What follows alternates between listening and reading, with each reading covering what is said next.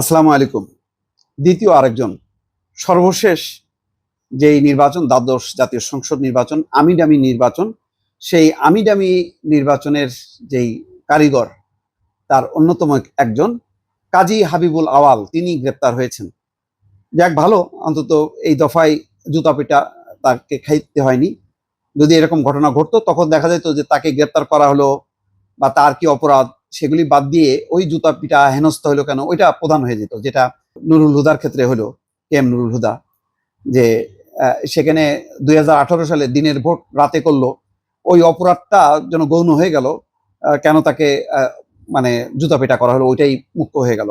যাক, ওইটাও আমি সাপোর্ট করছি না। দর্শক আবার আমার এই বয়ান শুনে মানে এটা মনে করেন না যে আমি এই ধরনের মব বা এই ধরনের জুতা পেটা করা এটা সাপোর্ট করছি। কিন্তু আসলে আমি একটা বলছিলাম যে এটা একটা আইনেরও অন্তত বিধান হওয়া উচিত। যারা সংবিধান লঙ্ঘন করবে তাদের বিভিন্ন আইনের থাকে না শাস্তি, 1 বছর কারাদণ্ড, 2 বছর কারাদণ্ড বা অর্থদণ্ড অথবা যাবজ্জীবন কারাদণ্ড। তার মধ্যে একটা জুতা পিটা নামক একটা দণ্ড এর মধ্যে ইনক্লুড করা হওয়া উচিত। কেননা আপনি এটা মানুষের, কোটি কোটি মানুষের ভোট অধিকার আপনি ছেলাখেলা করে ফেললেন, গণতন্ত্রকে নস্যাৎ করলেন। অনেক সময় বলা হয় একটা গণতন্ত্র যদি না থাকে একটা দেশ থাকে না। একটা দেশের স্বাধীনতা, সার্বভৌমত্ব, অধিকার, মানুষের মানবিক মর্যাদা কোনো কিছুই থাকে না। আপনি সেগুলোতে হাত দিচ্ছেন। এটা তো মানে ধরেন এস আলমকে আমরা বলি যে মানে সে হলো টাকা পাচারকারী, ব্যাংক ডাকাত।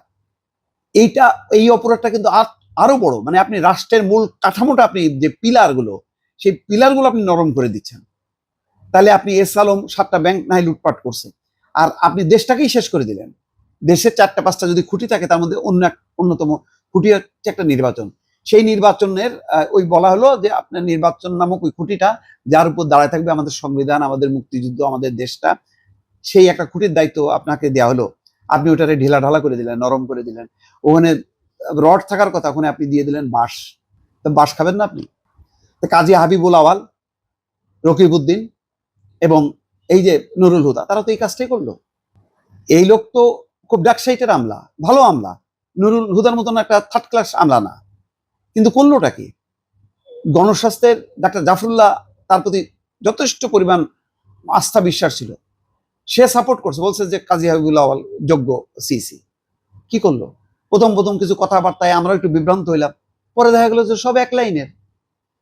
ঘুমায় গেছে, প্রথমে বললো যে কত 28%, ঘুমের থেকে উঠে বলতেছে না 42%। আরে বলে যে মাঝখানে আমি ঘুমায় গেছিলাম, এর মধ্যে ভোটের রেশিও নাকি বেড়ে গেছে।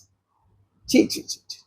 জাতির সাথে এই ধরনের প্রতারণা, এই ধরনের মানে বেইমানি, এই ধরনের নির্লজ্জ মিথ্যাচার মানে ক্ষমার অযোগ্য। বা এই কথাগুলি আমি কোনো বিএনপির পক্ষ থেকে বলতেছি না, যেই হোক না কেন।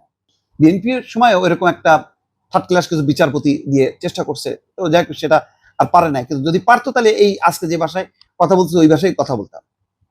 তাই একটা কথা আমি বলি আজকে, আর যাই হোক না কেন, জাল জালিয়াতির নির্বাচন এটা কোনোভাবে কোনো অবস্থায় সমর্থন করব না। দরকার হয় আপনি মানে আইন করে ভোট বন্ধ করে দেন, কিন্তু যখন নির্বাচন হবে, ভোট হবে, তখন ভোট ভোটের মতন হবে। জনগণ মুক্তভাবে যাতে ভোট দিতে পারে। তাতে ক্ষমতায় কে আসলো, ওই মুক্তিযুদ্ধ আসলো নাকি অমুক্তিযুদ্ধ আসলো, রাজাকার আসলো নাকি স্বৈরাচার আসলো, আমার দেখার দরকার নেই। আমার দেখার দরকার ভোট, ভোটটা ঠিক মতো হয়েছে কিনা, ফ্রি ফেয়ার ইলেকশন, এটার সাথে কোনো আপোষ নাই। আজকে বলে গেলাম। যাই হোক, অনেক কথা বললাম প্রাসঙ্গিক ভাবে। ঢাকা মহানগর পুলিশের মিডিয়া অ্যান্ড পাবলিকেশন রিলেশনস বিভাগের উপকমিশনার মোহাম্মদ তালিবুর রহমান আজ বুধবার প্রথম আলোকে এটা নিশ্চিত করছে। তালিবুর রহমান বলেন, আজ সকালে রাজধানীর মগবাজার থেকে হাবিবুল আওয়ালকে গ্রেপ্তার করে ডিএমপি গোয়েন্দা বিভাগ। তো মগবাজারে কেন? মগবাজারে তো থাকার কথা না, এরা তো গুলশান, বনানী, ধানমন্ডির বাইরে থাকার কথা না, বড়জোর উত্তরা। তো যাক, পালাইছিল কিনা জানি না। এর আগে গত রোববার সাবেক সিসি কে এম নুরুল হুদাকে গ্রেপ্তার করা হয়। সেদিন রাজধানীর উত্তরা বাসায় ঢুকে একদল লোক নুরুল হুদাকে বের করে আনেন, জুতার মালা পুড়িয়ে তাকে হেনস্থ করে পুলিশের সুপর্দ করে। পুলিশের পক্ষ থেকে বলা হয় দিনের ভোট রাতে করা সহ নানা অভিযোগে করছে। যাক, সালাউদ্দিন আহমেদ বিএনপি মামলা করছে, সেই মামলা। এটা সালাউদ্দিন আহমেদ কেন? এটা ভাই একটা নাগরিকের পক্ষ থেকে একটা মামলা করলে ভালো হতো। এখন এখানে বিএনপিকে টানার দরকার নেই। যদি কেউ দল দায়িত্ব নিয়ে করে, ভালো করছে। কিন্তু মানে আমরা গত 15টা বছরে যে আলোচনাটা করছি, সবচেয়ে আলোচনাটা মূল পয়েন্ট কি ছিল? শেখ হাসিনার বিরুদ্ধে একটাই, যে ভোট ডাকাতি, ভোট জালিয়াতি, সুষ্ঠু নিরপেক্ষ ভোট হয় না শেখ হাসিনার সময়। তো এই সময় যারা এইসব কারিগর তারা মুক্ত থাকবে, স্বাধীন থাকবে, তারা কিছুই বলবে না। তারা বলবে যে কি করব ভাই, আমাদের তো কিছু করার নেই, আমাদের লোক বল তো নাই, সব পুলিশ প্রশাসন ওদেরকে দিয়ে করাইতেছে। তা আপনি যখন খারাপ কাজ হচ্ছে, আপনি বিবেকের দায় নিয়ে আপনি রিজাইন করেননি কেন? এটা কি আমলাগিরি? আপনি তো রিটায়ার করছেন, আপনার তো আমলাগিরি শেষ হয়েছে। পরে তো আপনি সাংবিধানিক দায়িত্ব পালন করবেন, বললেন না কেন? বললেন না কেন? মাহবুব তালুকদার বলে নাই? বলছে তো, শেষ সময় পর্যন্ত বলছে, শেষ দিন পর্যন্ত। আপনারা বলেননি। শাস্তি আপনাদের পাইতে হবে। ভালো থাকবেন। আল্লাহ হাফেজ।